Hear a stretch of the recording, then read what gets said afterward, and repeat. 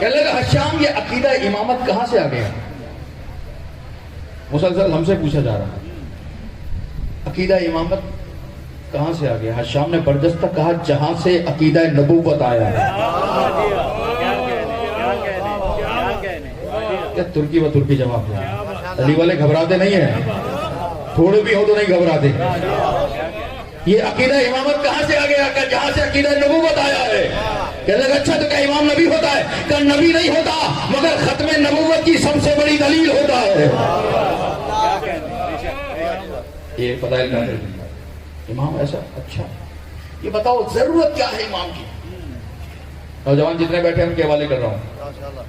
حشام نے مسکرا کر کہا ضرورت پوچھتا ہے تو سن، نبی کے جانے کے بعد امت مسلمہ 3 حالتوں میں سے کسی ایک حالت پر ہے۔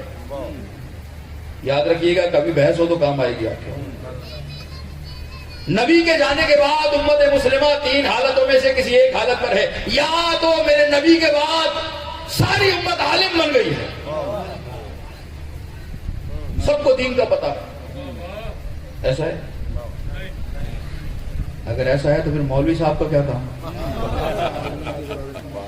حشام نے زرار سے پوچھا کہ ایسا ہے ساری دنیا عالم ہو گئی؟ مولوی صاحب کی روزی کا مسئلہ بھی ہے۔ کہنے لگا نہیں نہیں سب عالم نہیں ہوئے، عالم کی ضرورت ہے، ہم ہیں، ہم سے پوچھو۔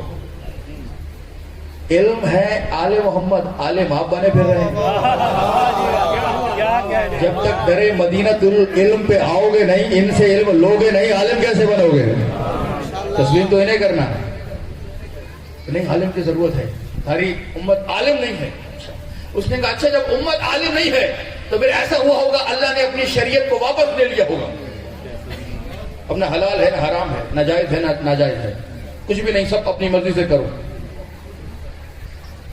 کہنے لگا نہیں ایسا بھی نہیں ہے، شریعت بھی ہے، حلال بھی ہے، حرام بھی ہے، جائز بھی ہے، ناجائز بھی ہے۔